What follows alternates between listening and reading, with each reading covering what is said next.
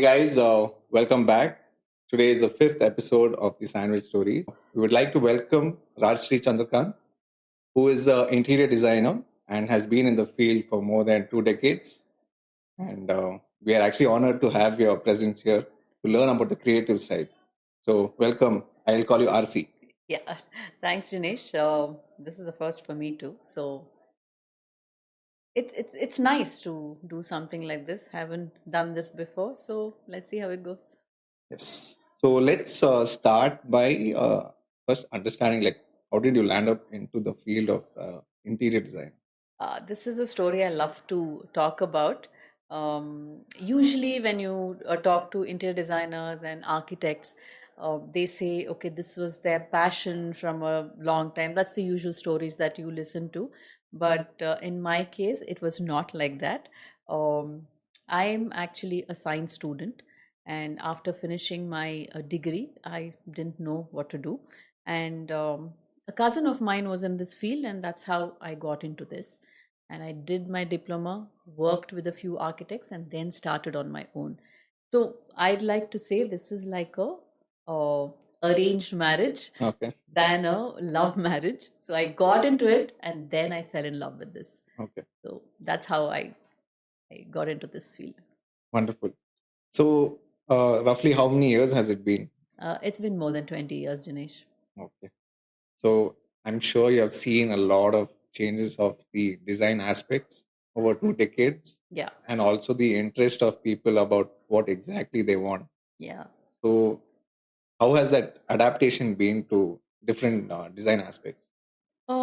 See, when we talk about design, we don't really go by the trends, Hmm. right? So, um, one thing might be in trend today, another thing might come up tomorrow. Hmm. When we design, we look at what the client wants, what is their interest. So, when they walk into their house, it should feel it is their home, and and they should feel it is what they want because whoever, I mean, everyone when they're uh, moving into their new house, it's like a dream for Hmm. each and every Yeah. one of us. So we take their inputs, what they want, and then we tweak it a little bit and design it for them. So haven't really we don't really stick to uh, what is the trend. It is more like what the client wants. Okay. That's what we've always kept in mind. Yeah. So, since you have set up your own firm, Hmm. what made you jump into this entrepreneur journey where I want something of my own? What was that decision process? And you can just tell about your company. It'll be great for our audience. Yeah, so like I said, I worked about 4 to 5 years under two architects and an interior designer before even thinking of starting on my own. So yeah, I started at home. Um Started off doing layouts Hmm. for another architect who had too much work and was giving me. And when slowly I started realize that I need an office space. I can't do it at home. That's when I thought I'll start off my company. It was called Rajashree and Associates before, and now it's called Yellow Ochre Interiors. And then when I started, that's when I took in two people and started on my own. Um, it was a little scary, of course, because the first time you're starting off with your own, of course, it's scary, but then it's been good thanks to the clients who have continuously given me work because over 20 years this is how I've got my work through word of mouth. Hmm. Okay, there's no other way that you advertise or anything like that. It's only through word of mouth. So I have to thank my clients for giving me work for over 2 decades now. So, all these years which you have worked, Yeah. I'm sure there will be certain projects which is very close to your heart and something which you always look back and say proudly that this is something I am always happy of. I got this project. So, is there any particular project like that? Not in terms of project, but in terms of clients. Okay. Uh, each project is special. Uh, I'm proud of each and every project, small, big, but there are a few clients who I will never forget. It's because of the way the project has gone from the beginning to the end, um, the way it went smooth, right? So these are the projects which I will never forget. So one of the projects is in JP Nagar, an apartment which I did about 15 years back. That is a client which I will never forget. Another one, I think you know, is Yeah. Mohit.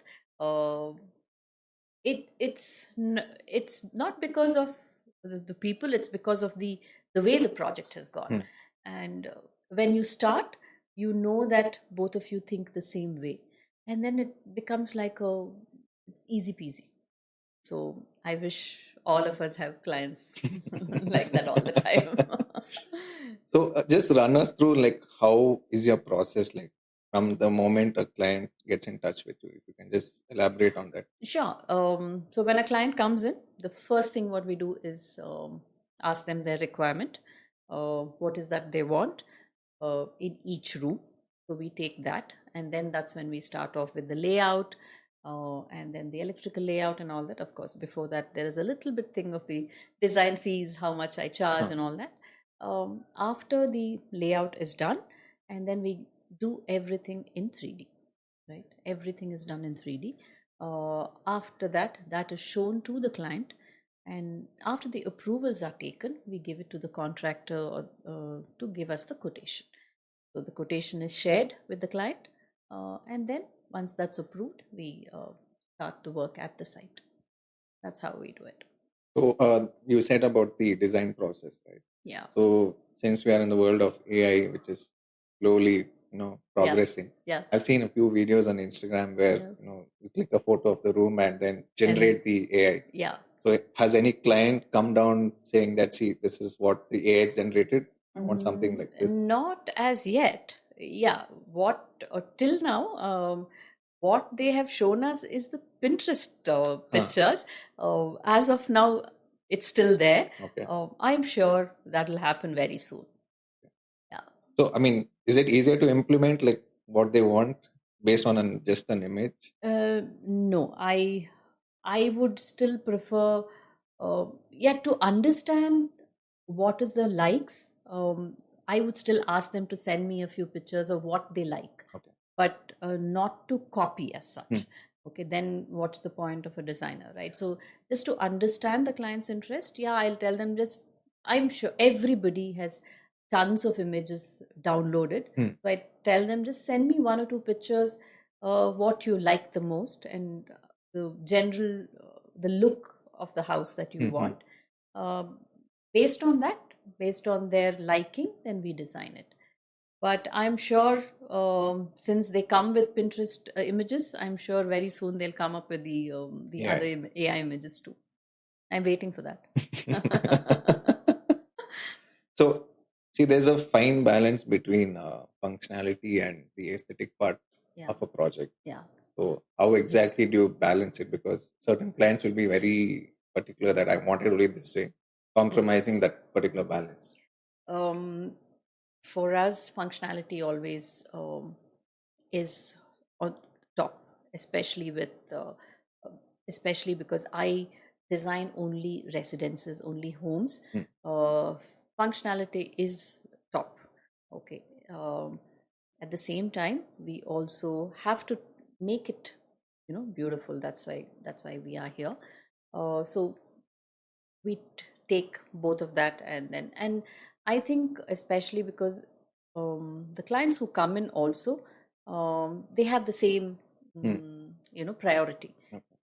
They want a functional home. Obviously they would like it to look beautiful, but their priority is functionality. So, over these 20 years, okay, if you can just give us some of your biggest challenge that you faced as an interior designer, what would that be? Challenges, I can only think of two things when it comes to projects again. Uh, so this is much like when I started. It was I had just about designed one independent house and a few apartments. Mm.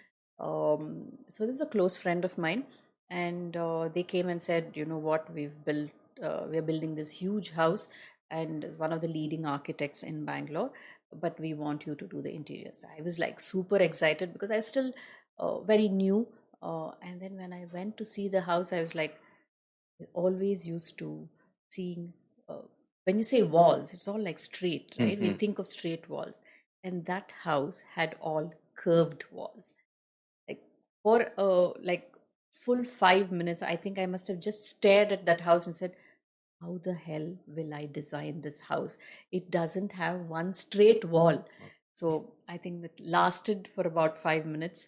I had to come back to office, sit and think about this, like, and then I said, okay. I pushed myself and said, okay, you can do it. Because after all, a designer can design anything. Mm. So that was very early in my design, stage. That was one. And another one is when I designed the first model apartment. Okay. Model apartment is a little different than a normal house because nobody's going to live in it. Yeah. So you can go all out. You don't have to think practical. You don't Mm. have to think of functionality. Yeah. So you just have to make it Look. look beautiful and make sure it sells, right? So then you have to think a little out of the box. Mm. You can use materials which you don't have to worry, oh, will it break? You don't have things. You're so used to thinking like that Mm. because you're designing for people who are living in it. So designing the first model apartment was a little challenging because you have to push yourself to think a little out of the box. So I think these are the two things I can think of immediately when you think about challenges. Otherwise, things have been okay. So, as a creative person, everyone wants a project which is unique to them. Yeah. Okay. So that keeps your mind running always. Hmm. So, where do you draw the inspiration for you to get different ideas every time you work on a particular project? Travel. Okay. That's why I love to travel. So, um, actually, whenever I travel, uh, at least half a day, if not more, I go around looking at the architecture of that place. Um, so, and you look at the shapes and the designs, you come back inspired. So that's why I love to travel. So, what are the current projects that you're working on? I mean, you don't need to name the projects, Mhm. but if you could just give an idea as to whether it's a complete flat or Yeah, something. yeah, sure. Right now in Bangalore, I'm working on an independent house and an apartment. And out of town, I'm working on two independent houses. That's the project in Varanasi. Yes. I wanted to speak about the Varanasi project because it's not very feasible to manage a project which is not completely under your control, where you're not able to visit on a daily basis. So, how are you tackling that aspect to make sure that your workers are doing everything? Varanasi project is a little different. I'll tell you about it. But before that, uh, working out of town is not something what we have done. This is not the first time. Hmm. Apart from Bangalore, we've done projects in Coimbatore, Chennai, Hyderabad, Goa, all these places. So I love doing projects outside. So all these places where I just told you, my team who's been with me for more than 20 years, they do it. I mean, they go Okay. stay there and do it. So because we've worked for so many years, it's not a challenge at all. Hmm. They know what sort of work I expect from them. So once things are clear, design is clear, it gets done. I go there once in 15 days and it's done. But Varanasi is a little different because my team is not doing it. Okay. It's their team Okay. because they're very particular that their team does it. So it's a lot many more calls than Okay. the usual. It's a little more on the phone trying to explain because this is the first time that I'm working with that team. Okay. So it's a little. little different, little challenging, more challenging than the other projects. That's how I would put it. Some of the leading architects or interior designers, they always have a huge team. Mm-hmm. Okay, but loyalty, like you said, for 20 years is a bonus Yeah. which you're great to be having. So in terms of craftsmanship and hiring new people to work and fall into your line, Mm. I mean, how difficult or easy is it to find Very the difficult. It's very difficult. See, the team that I am talking about is the execution team, right? I have about 3 teams in place. They'll do the work at the site. That's the execution team. Then there's a team in office, which they do the. I mean, I give them the design and then they work on it. Training these people is a challenge because when they come in, um, even if they've worked with other architects or interior designers, even people who have experience, to get them to work like how you work, it takes time. So, patience, you sit with them, and then some of them learn faster, some of them Okay. will take time. It's just that you need to have patience to make them understand and to make them understand how you want the work. And then, yeah, so it takes time. It's not easy. So how, I mean, if you could give a timeline as to how much time it could take to train these people? It all depends on the person, Dinesh. It's like some people learn, and I have had people who picked it up in 3 months, and there was one particular person who took almost a year to get to a stage that I wanted. Yeah, during that period, I questioned my own design abilities. I looked at it and I said, "Is that what I designed?" Okay. So yeah. So for someone who's watching the video, if they Mhm. want to, join your team, Mhm. what is the requirements? No, I'm not looking for anybody. But generally, if they want to join, not mine, any team, they have to. I suggest that they look at the designer's work, right? What is the type of work they have done, the architect or designer, and if if that's the if they think it matches their ideas, then I think they should go in there. And if they are newbies, then have patience, learn. Basically, they have to be ready to learn. Hmm. Okay, go with an attitude of learning, and I think they can work anywhere. It's not just my firm, any firm for that. So if you could tell us about your first project, about how you got it, it'll be interesting to understand. Yeah, I'll never forget how I got my. It was from the bank, my bank. Okay. Okay, I was. We were banking with Vijaya Bank. Okay. I think Vijaya Bank is not there anymore. I Yes. think Bank of Baroda. So we were banking with Vijaya Bank. So I went there, and there's this lady. Uh, Typically at the bank, you sort of gravitate to one person who you talk more. So I went there, and then just a conversation, and then she said, "Oh, you do interiors. I've bought an apartment in Vijaya Bank Colony. Would you be interested in doing it?" I'm like, "Yes, sure, why not?" Till then, I was just like doing some drawings for somebody, but why not? So that was my first project, and I still I close my eyes and I can still remember the design. Okay. So when you started, did you start as a freelance where you were doing everything by yourself, or followed the path where you always had a mentor to guide you? um, Always, what I suggest is you have to have a mentor, you have to work with somebody, learn, and then start on your own. So the diploma which I finished, um, it was just for a year because 20 years back we didn't have these 5-year degree courses of interior Okay. design, which you have now, but that was just 1 year. So in 1 year, there's hardly anything much you learn. It's just the basic knowledge of interiors. So I worked under 2 architects and an interior designer before I started on my own. So it's very important to get that uh, practical knowledge working under somebody. That's really very important. So How much of overlap is there between an architect and an interior designer? Okay.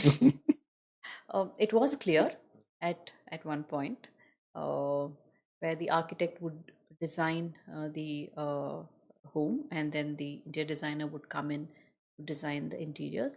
But now a lot of architects take up interiors also. Though there are a few who stick to doing the homes, and I work with them a lot to. They design the homes, and I'm the buildings, and I design the interior. Okay. But these days, a lot of people do both together because they have these large teams in place. So they have a team which works for the house, and then they have a team which works with the interiors. So if you're given, let's say, 1,000 square feet of space, so when you're designing, what are the go-to things that has to be there so that both the aesthetic and function has to be there? More of aesthetic part. Aesthetic, definitely, I would say art. Okay. Art can elevate any place. So that is something I always put into any space, whether it is a bedroom or a living space, depending on the taste of the client. So that is something like, if someone wants to elevate their living space, I think they should put an art piece in there. It could be a sculpture, it could be a painting, and not necessarily, it doesn't have to be an expensive piece of art. It could be anything. It's affordable. Art is available these days, so they should go for it. So when you're doing the designing for a particular house, Mhm. which is the most favorite part that you love to design? Which part of it? Okay, so somehow um, I end up designing. They have a daughter. I end up giving a little special attention to the daughter's bedroom. I don't know why. It could be because I have a daughter. I don't know. This is what a lot of clients have told me. This has come from them, not from me. Because when I'm designing, you don't think like that, but somehow I end up giving a little special attention to that. And then the boys in the house have actually complained, saying that this room looks better than mine. So, yeah, that has happened. It's a fun story. I'm sure your daughter will love the part of the mother-daughter bonding. Now, coming to projects where you felt like, have I really done a mistake by taking this project or not? Has it ever occurred to you based on how the client or whatever the way the project is going? Of course, it has happened. I mean, in 20 years, yeah, if I say no, that I'll be lying. So yeah, two projects which I've actually backed out after taking. We started. I don't remember. Did we start designing? No, we didn't start designing. I think even much before that, because I've taken an advance and we've started. And then when you realize that it's you realize that in a few meetings that something is just not matching, something is the wavelength is not matching. So I've actually given back the money and said, let's not do this, because I know for sure that it's going to go a wrong way. So yeah, so not regretted as such, but then yeah, you know that it's not It's going a to life lesson. Sometimes you have to say no. yes. Yeah. No, when you do the designing part, right? How much of that is replicated into reality? Like, is there a percentage that I can 100% do it, or 100%. that's Yeah, so like I said, so we do the design, show it to the client, so and do all the changes before we start off, and that's the reason we do that. So everything is, all the changes are done. Once they give an okay, it's only then that it's taken. Must be 100% is a little too much. 90%. I mean, thinking back, yeah. So the 90% is because sometimes tweaks happen at the site. Okay, so not that it's not fitting there or anything. It's just like, probably if we have put in a few things, then when we do the marking and and we say, okay, let's forget this, or we add a little bit. So yeah, 90%. Can't say 100%. No, I Otherwise, can't say someone 100. will come Yeah. tomorrow. So that's why immediately I changed. Now the world is moving towards a eco-friendly approach where Yeah. they're looking at materials which are sustainable, eco-friendly. Yeah. So how much of that have you incorporated into your Um, um, I would want to do more, to be very honest. We're always looking for products which are eco-friendly. Um, we try and educate the client, also, Mm. because at the end of it they are the ones who take the decision. Yeah, we can educate them, we can tell them, but then at the end of it, as a client, if they say no, we can't do anything much. So as a designer, we keep educating them and telling them, and I'm not doing it as much as I want to, but I want to do more. We're always looking for products which are eco-friendly and sustainable. So you said you draw inspiration from your travel, right? Mhm. So I'm sure you would have seen certain places where this is something that I want to do. Is there something in your mind where you're yet to replicate it? Or you feel like, no, I have to do this to my next project? Not replicate, it's more of an Inspiration. inspiration, right? So nothing that I love art deco Hmm. design. That is something I've still not been able to. Uh, I would love to do a home where I want to do that design. Okay. I've not been able to do that. So there is this walking tour Hmm. which we took in Miami. Okay. It was an Art Deco walking tour. So we went through all the buildings and all the, whether the interiors or the exteriors. So we went through all these buildings. It is Art Deco. It was amazing, and I still want to do that, and I have not been able to. I don't know how you asked this question. Amazing. No, because see, sometimes when even in my field, when we see a certain treatment or something which is getting a good finish, you always want to try to achieve to that level. So you always draw inspiration up. You're like, wow, that is something out of the box which they have tried, Yeah. and they've done it in a shorter period of time. Yeah, and then what happened also to me was, I think one of the architects or interior designers in the organization, the networking organization that I am in, they put up that picture Hmm. where it was designed. The design was Art Deco. I looked at that and I said, "Oh, I still haven't done it," and I actually wanted to go see that building. I haven't seen it, but. Yeah, this is something good you reminded me. I had forgotten about it. That you've been in the industry for 20 years, I'm sure you would have seen that, everyone suddenly feels this fascination because there was a trend that everyone wanted to be a photographer. Yeah. Now I feel like there is this trend where everyone, if you don't, whether you do engineering, MBBS, MBDS, whatever it is, it's okay. I'm creative. Let me become an interior designer. Yes. So, in terms of the industry saturation, how saturated is it? Well, to put it very bluntly, it is getting saturated if it's already not. Uh, the reason being, like you said, everybody wants to be an interior designer. See, to be an architect, you can't just randomly get up one day and say, I'm an architect, because you have to do that 5 years. But whereas interior designer, you can do a diploma, or like I know somebody who's into real estate, and then he says, I do interiors. I'm like, how is it possible? So it is, and they think that there's a lot of money in it. So everybody wants to get into it. Yes, it is getting saturated. I hope it changes, and I don't know. Let's see how it goes. Since you touched about the part where the client chooses the person, what are the biggest mistakes that a client makes in terms of selecting the interior designer or the design, whatever? Um, when it comes to choosing the interior designers, I think if they go only by the price point, that will be the biggest mistake they'll be doing. Every designer um, will design according to the client's budget. Like, let's say you have a budget of X for spending in your home. As a designer, it is my responsibility to make sure I stick to that budget. Okay, a good designer or an interior designer or an architect will keep that in mind. So just because if somebody is doing it for a lesser price doesn't mean it is good. So I think that's the biggest mistake the clients do.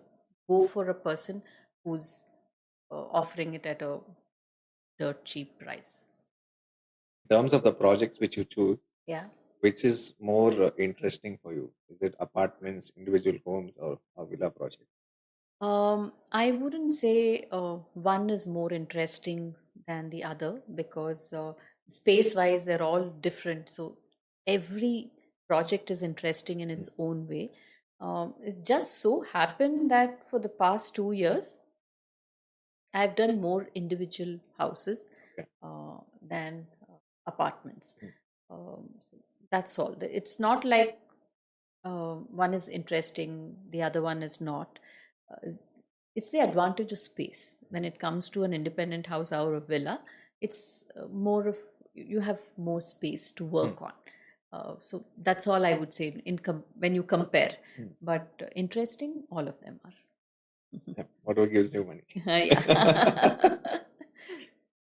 When you're planning a particular project, right, there's always a particular deadline that you want to achieve, saying that I have to finish the project within this stipulated time. Yeah. Is it always manageable, or do you have some hurdles where, of course, sometimes it might get a little bit delayed or something? Interior projects do tend to get delayed. To be very honest, yeah, we try and keep up with the timelines, but you the client also has a little backup. Even we also have a backup. So when we tell them this is how much time it takes, we always have that little buffer. Okay. And even the client, they want it in, let's say, 4 months, they will give us a little less time only. So they also will have a buffer, so that way we manage. Okay. So it's been manageable. You do furniture part also, right? Yeah, so the furniture, the carpenter doesn't do. The loose furniture is what we source out Okay. from a few vendors that we've been again working for a long time. So loose furniture, basically you bring it to the place and make it, or you pre-make it and No, we pre-make it. okay. So we identify the vendor. Then the vendor also comes in to see the space, and the design is selected. The client and me go and select the designs, and it's made, and then it's brought. That is only your chairs, your sofa, your dining table.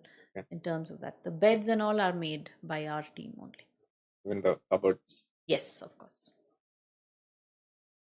Now, I mean, like, since you've already said it's saturated, We're for going back to that, huh? for someone who is into interior designing, like who's starting off basically, what advices would you give to them so that, basically the challenges that you faced and how you overcame it, so that they are prepped for that? Um, One thing I tell them, whoever is wanting to start off, is don't be in a hurry to start off on your own. Have the right amount of experience. Uh, Sometimes it can be, you know, you want to start off immediately, like within a year, you want to start off on your own. Don't do that. Have patience. Experience matters a lot. So work with the right architects or interior designer that you want to for at least 4 to 5 years minimum, and then think of starting on your own. That's one thing I give them advice, Oh. because these days I see that like everybody wants to. I mean, everybody wants to be an entrepreneur. Everybody wants to start off on their own. But if you don't have the experience, it won't work. So how would they select the right architect or the right That is completely up to them. It's not on me. That is completely up to them, because see, some of them want architects or interior designer who work a certain style. Okay, so based on that, they can. Some want a big organization. Some want just that small office, very artistic, very small office. And some of them want some architects work on heritage projects only. Some of them want that. So it depends on the person who wants to start. Now, since you spoke about the aspect of client and selection process, Yeah. some clients tend to think that I've seen this on Instagram, I've seen it on Pinterest, I can do it by myself. I Yeah. just need the carpenter or whatever. Yeah. So that is some big mistake they're landing themselves into. So, what advice would you give to a client who thinks that they can suddenly become an interior designer, unless if they are not? No, I won't say, want to become an interior designer. I think we'll talk about people who want to do up their own home. There's nothing wrong if they want to do up their own home. Absolutely fine. If they think they are capable and if they have a good a set of carpenters who can work with. One suggestion I give it to them is don't crowd it up. Okay. Um, when you look at when you're looking at Instagram and you're looking at Pinterest, there are so many things which are beautiful. Okay, one might be modern, another design might be something else, but all of them look beautiful in its own place. But then don't try to put everything together. I want this from here, and another thing from another way. Please don't do that. Keep it simple, um, and don't crowd the house with too much of furniture. Uh, like again, the sofas, you get amazing sofas everywhere. So doesn't mean that you have to have everything in your house. Uh, Take time, look at some design which the style that you like more, and stick to that, and give keep the space more open. Don't crowd it. That's something what I would like to tell them. Since you touched about the trends, right? Yeah. So, what is the current trend for a particular project, or what do you think the trend is going to move towards in the future? Right now, the trend is something I really I'm liking is minimalistic, and the walls and neutrals are in. So the colors are all these neutral palettes like the grays and the beiges are in. And gray is my favorite color, so I'm loving it. So that's what it is now. If you look at large houses also, uh, you have these beautiful big walls with just one large painting with texture on it. It looks amazing, and that's how I love interiors, plain, simple, minimalistic. Now, in terms of the business of interior designer, like since you've started and it's been 20 years, someone who has just started their own firm, Yeah. is there any particular timeline where, let's say 5 years, 10 years, that they can start seeing a regular flow of projects, or it's all about luck? Uh, no, I mean, for someone who started off on their own, I don't think they have to wait for that long. It all depends. I think that depends on the right connections that you have, the network that you're a part of. It all depends on that, and of course, you have to do good work. Uh, so, if you have those three things, then I don't think they have to wait for long for good projects. There are many, many interior designers and architects now, but I think good people will continue to have work. So, Archie, it was wonderful talking to you, and it was very insightful where we learned something new about the field of interior designer, be it the saturation or how we have grown up. It's been a wonderful conversation that we have had. I hope you had the same. Yes, it was really wonderful. Like I said, this is the first time I'm doing something like this. I was a little bit nervous, but it was amazing talking to you. So, guys, I hope you'll had fun listening to this very creative and interesting conversation with Rajshri. Y'all can get in touch with her or her company. We will be dropping the details of the same. And if you found this information or this video insightful and something where you have learned, don't forget to like, share, and subscribe with your friends and family. We would appreciate it as we are growing, and we would like to bring in more interesting people and learn their stories as well. Until then, take care. Bye bye.